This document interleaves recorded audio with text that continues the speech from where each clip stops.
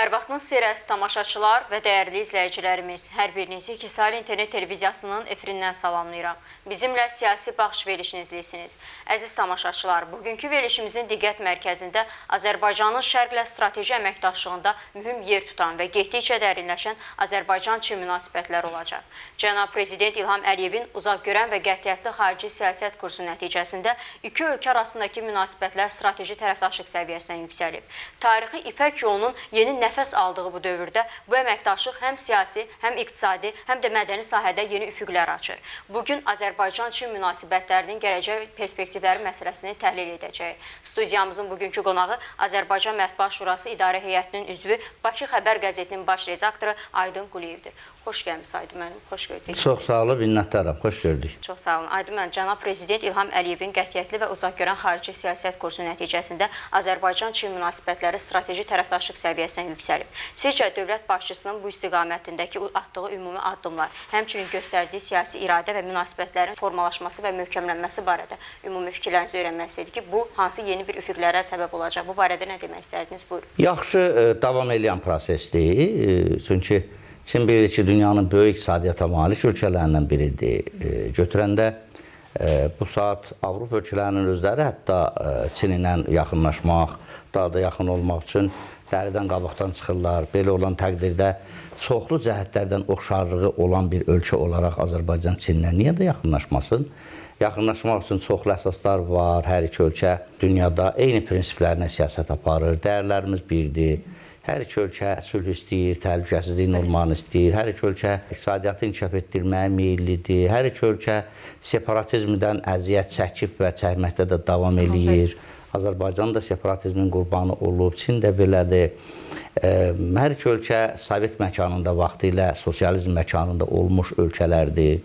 Müəyyən qədər yanaşanda hətta etnik oxşarlıq faktorları da var. Çində bizim çox böyük türk diasporu var, Azərbaycanla yaxşı əlaqələr olan. Yəni, əlaqələrin qurulması, inkişaf etdirilməsi üçün çox böyük baza var. Eyni zamanda dövlət başçılarının da yaxşı münasibətləri var. Azərbaycan prezidenti ilə Çinin Dövlət Şurasının sədri şəxsi planda yaxşı münasibətlərdədirlər. Belə şəraitdə münasibətləri dərinləşdirməmək qəbahət olar. Bu şəraitdən istifadə olunmalıdır. İndi Azərbaycan dediyim kimi bütün diqqətini Fransaya yönəldəsi deyil ki, Avropanın mərkəzində olan bir ölkə idi. Vaxtilə Azərbaycan böyük diqqət göstərdi, böyük şanslar yaratdı, amma sonda Fransa Azərbaycana xəyanət elədi. Elə Avropanın bir sıra ölkələrindəndirsə, məsələn Fransadandırsa, məsələn Hollandiyadandısa, məsələn Belçikadandırsa, hansılar ki Azərbaycanın haqqına, sayına, lazım hörmətinə yanaşmırlar. Belə ölkələrdəndirsə, Çinlə daha yaxşı olmaq elə işin ən düzgün tərəfidir. Məsələn, Bakıda Azərbaycan-Fransa Universiteti var.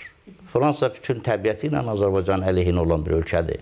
O universiteti saxlamağın bir mənası yoxdur. Universitetin yerində, bütün onun imkanlarının hesabını ilə Azərbaycan-Çin Universiteti yaratmaq daha yaxşı olar və əlbəttə bu gələcəkdə olacaq şeylərin biri idi, mən dedim. Yəqin ki, daha başqa nailiyyətlər də, təzahürlər də, nəticələr də olacaq. Aydın müəllim, 1994-cü ildə Ulu Öndər Heydər Əliyevin Çinə rəsmi səfəri və imzalanan müqavilələrin bugün üçün təsiri barədə nə demək istərdiniz? Çox böyük təsiri var. Heydər Əliyevin də rəhmətli vaxtilə hərəkət elədiyi çıxış nöqtəsi, elə Çinin də o zamanki rəhbərliyinin çıxış nöqtəsi bir idi. Geosiyasəti yaxşı bilən bir şəxsiyyət olaraq, təbii ki, Heydər Əliyev onu qiymətləndirməyə bilməzdi ki, Çin də, Azərbaycan da tarixi böyük İpək yolunun üstündə yerləşir. Bir vaxtlar Çindən başlayan o ticarət yolu gəlib Azərbaycan üzərindən keçib, indiki Türkiyənin ərazisində Bizans imperiyası və sonra Avropaya. Belə bir ticarət yolu var idi və Heydər Əliyev də bunu təcrübəli bir siyasətçi və geostrateg olaraq nəzərdən buraxa bilməzdi. Və elə o zaman Çinlə əməkdaşlığın qurulması məhz tarixi İpək yolunun bərpası yolunda atılan addımlar idi. Eyni zamanda o zaman Heydər Əliyev bir Avropa ilə Trasika layihəsi ilə bağlı bir saziş imzalamışdı. Bu hansı ki, indi orta dəhliz deyilən dəhlizin əsas komponenti idi. Avropanı, Mərkəzi Asiyanı və Qafqazı, Azərbaycanı birləşdirmək layihəsi. Bir sözlə Heydər Əliyevin hələ 90-cı illərdən Çinlə əməkdaşlıq yönümündə atdığı addımlar bu günə hesablanmış atılmış addımlar idi və nəticələri də göz qabağındadır. O zaman o sazişlər imzalanmasaydı, nə kəmər yol layihəsi olmazdı, nə böyük dəhliz olmazdı, nə də ki, Çinin böyük ixrac potensialı hesabına Azərbaycanın həm birbaşa gəlir götürməsi reallaşa bilməzdi, həm də Azərbaycanla Çinin özünün bu gün bəzi sahələrdə böyük əməkdaşlıq perspektivləri açılmazdı. Məsələn, yaşıl keçid, yaşıl enerjidən, enerji texnologiyalarından istifadə, ondan sonra rəqəmsal keçid, rəqəmsal texnologiyalardan istifadə və s. Bunların hamısının kökü elə o zaman qoyulub. Əgər o işlər olmasaydı, bugünkü davamiyyət olmazdı. Çin ilə əməkdaşlıq çərçivəsində formalaşan yol nəqliyyat marşrutları, xüsusilə də Şərq-Qərb dəhlizi Azərbaycanın beynəlxalq logistika mərkəzinə çevrilməsi yolunda hansı yeni imkanlar yaradır? Kəmər və yol Çinin Avrasiya materikində ortaya qoyduğu və böyük gələcək olan bir layihədir. Həm də təkcə Azərbaycanın üzərindən Avropa ilə bağlantı layihəsi deyil. Bu eyni zamanda Çin ona qlobal miqyaslı bir layihə kimi baxır. Onun bir istiqamətli uzantısı da gedib Vyetnama çıxır, Laosa çıxır, Kambodjaya çıxır və Çin daha uzaq bir coğrafiyada belə bir layihəni həyata keçirmək niyyətindədir. Eyni zamanda həmin o layihəyə ilkin dəstək verən ölkə də məhz Azərbaycandır. Bəlkə də çoxları istəyirsən Cənub-Şərq Asiyada olsun və yaxud da Avropada olsun, çoxları Şərq-Qərb layihəsinin mahiyyətini, gələcək perspektivini görməyən vaxtlarda Azərbaycan artıq ona lazımı dəyər vermişdi və Azərbaycanda müəyyən infrastrukturların yaradılmasına başlanmışdı. Ölkədə yeni dəniz limanlarının yaradılması, təyyarə limanlarının, təyyarə meydançalarının tikilməsi, avtomobil yollarının, dəmir yollarının salınması, Bakı-Tiflis-Qars dəmir yolunun salınması, bütün bunların hamısı gələcəkdə məhz Çinin Şərq-Qərb dəhlizi və yaxud da ki, orta yol dəhlizi çərçivəsində həyata keçirilən işlər idi ki, biz onların əhəmiyyətini bugün görürük. O vaxtda bəlkə də kimlərsə Azərbaycanın əvəzindən düşünərək buna anlaşılmaz siyasət kimi baxırdılar ki, görürsən Azərbaycan bunu niyə eləyir? Niyə Azərbaycan buna bu qədər vəsait qoyur? Deyək ki, Çindən gələn yükün Mərkəzi Asiya və Azərbaycan üzərindən Avropaya ötürülməsi. Bunun üçün lazım olan infrastrukturlara Azərbaycan vəsait qoyanda bəlkə də müəyyən adamlar buna pessimist baxırdılar, anlaşılmaz baxırdılar, amma indi tarix təsdiq eləyir ki, doğrudan bu uzaqgörən addımlar imiş. Bunları zamanında eləmək lazım imiş. Hətta sizə deyim ki, Şanxay Əməkdaşlıq Təşkilatının bir neçə il əvvəl toplantısında Azərbaycan prezidenti məsələ qaldırdı. Çindən Qırğızstana, Özbəkistana dəmir yolunun çəkilməsi. Bir neçə il bu məsələ dayandı. Amma indi o proses yenidən başlayır ki, bu doğrudan əhəmiyyətli bir layihədir. Hətta böyük bir hissəsini də icra ediblər. Çünki Çinin həm Qazaxıstan üzərindən, həm də Rusiyanın üzərindən Avropaya malların ötürülməsində problem yarandı. Çünki Ukrayna müharibəsi və Rusiyanın Avropa münasibətlərinin kəskinləşməsi. Demək, Çinə alternativ bir yol lazım idi. Onu o zaman Şanxay Təşkilatında Azərbaycan təklif eləmişdi. Çindən Qırğızstana, Özbəkistana o yolu artıq Türkmənistanın üzərindən Azərbaycana ötürmək mümkündür. Bax, bunun effekti artıq özünü göstərməyə başlayır. Yəni, bu qəbildən Şərq-Qərb dəhlizi istiqamətində Azərbaycanın həyata keçirdiyi, imza atdığı başqa layihələr də var ki, biz onun əhəmiyyətini bugün görürük. Getdikcə də bunun əhəmiyyəti özünü göstərəcək. Çünki belə görürük, Ukrayna müharibəsi hələ yekunlaşan oxşamır və Rusiya ilə də Avropanın ziddiyyətləri hələ bir müddət də dərinləşərək gedəcək. Aydın müəllim, Çin ilə Azərbaycan arasında sadələşdirilmiş viza prosedurlarının tətbiqi iki ölkə arasında turizm axınına necə təsir göstərəcək? Bəs bu barədə ümumi fikirləriniz və təəssüratlarınız necədir? Bu, hər iki istiqamətdə böyük nəticəsi olacaq. Hər iki istiqamətdə böyük nəticəsi olacaq. Çünki viza rejimi bütün hallarda insanların səyahəti, istər turist olsun, istər sadəcə gəzintiyə, qonaq getmək istəyən adamlar. Viza məsələsi biraz vaxt aparan və prosesi ləngidən prosedurdur. Bunun götürülməsi əlbəttə özlüyündə əhəmiyyətli bir şeydir. İkinci, indi dünyada hansı dövlətlər bir-biri ilə yaxın olmaq istəyirlərsə, onların ilk atacağı addımlardan biri elə budur. Vizanı götürmək ki, insanlar daha rahat şəkildə bir-biri ilə ünsiyyətə gedə bilsinlər. Bunun müəyyən qədər, onu deyim ki, hətta Azərbaycanın burada fədakarlıq elədiyi məqamlar da var. O mənada ki, məsələn, Çinin 1 milyard əhalisi var. 1 milyard əhalinin içərisində ayda deyək ki, Azərbaycana 10 min adam gələ bilərsə, Azərbaycan bu 10 min adamın viza haqqından keçir. Amma Azərbaycandan ay ərzində Çinə 10 min adam getməyəcək. Çin də bu 2000-3000 adamın, nisbi deyirəm, 2000-3000 adamın viza haqqından keçəcək. Burada Azərbaycanın fədakarlığı daha böyükdür.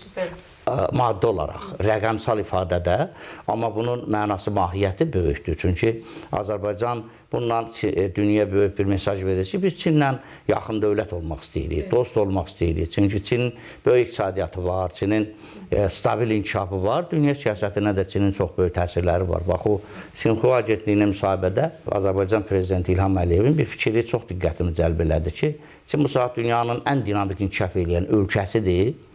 Və Çinin iqtisadi inkişafı bütün dünya maraqlarına uyğundur. Baxın, indiki şəraitdə Amerika bir yandan Çini sıxır, başqa dövlətlər sıxırlar, mümkün qədər Çini təhləməyə çalışırlar.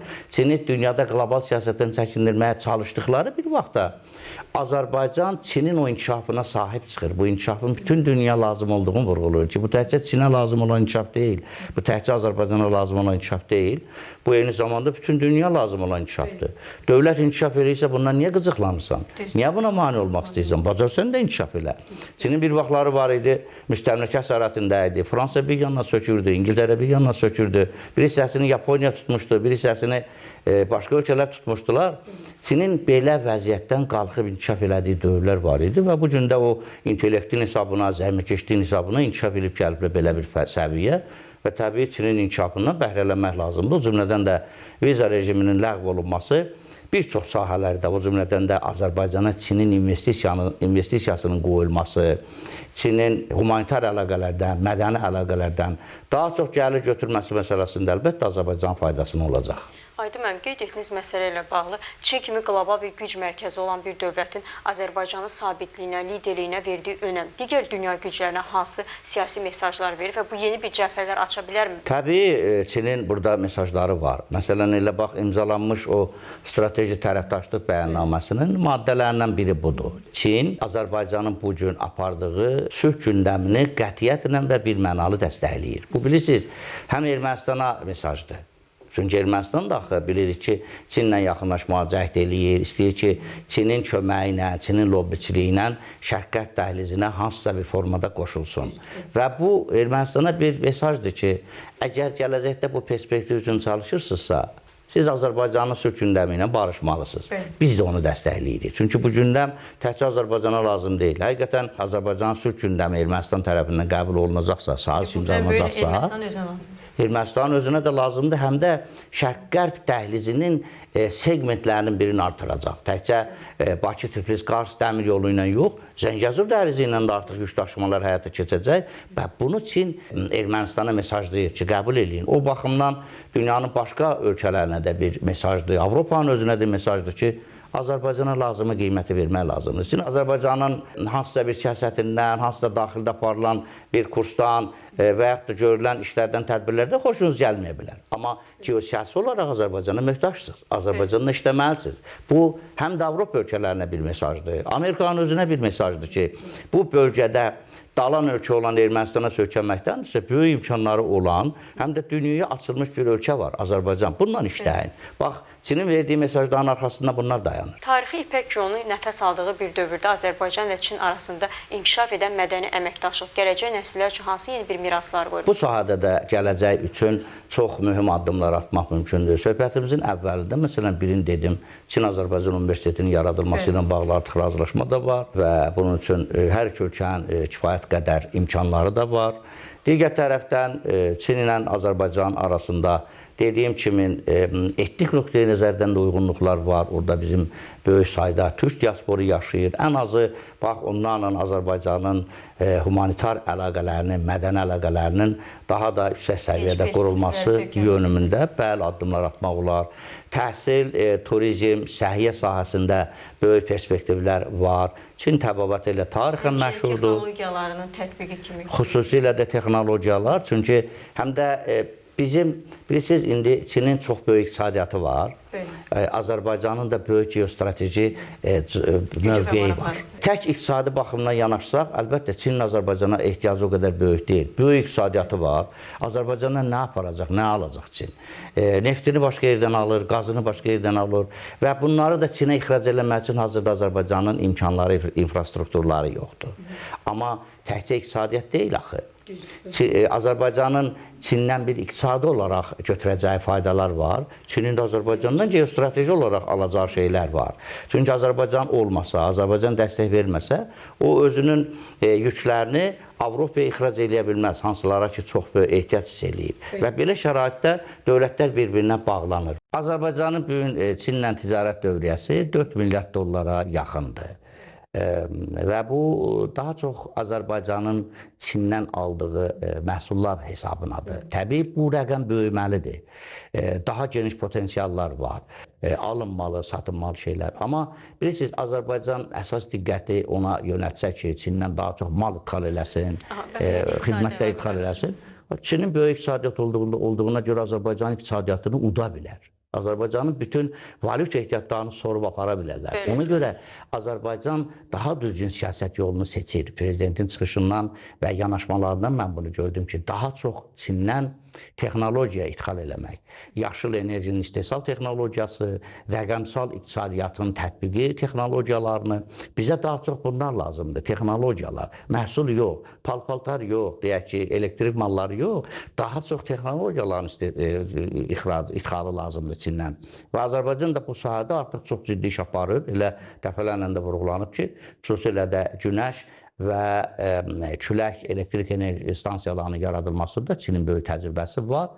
Eyni zamanda Çinlə Azərbaycanın azad iqtisadi zonasının arasında azad iqtisadi ticarət sazişinin imzalanmasına da çox böyük ehtiyac var. Amma Azərbaycanın təbii ticarət və yerli istehsal maraqlarını qorumaq şərti ilə. Çox sağ olun Aydın müəllim, fikrinizi bölüşdüyünüz üçün təşəkkür edirik. Çox sağ olun, dəvətə görə minnətdaram. Çox sağ olun. Belə əziz tamaşaçılar və dəyərli izləyicilərimiz, bugünkü verilişimizin sonuna gəldik. Nəzərinizə çatdırmaq istərdim ki, studiyamızın bugünkü qonağı Mətbuat Şurası İdarə Heyətinin üzvü Bakı Xəbər qəzetinin baş redaktoru Aydın Quliyev idi. Gələn görüşlərə dək.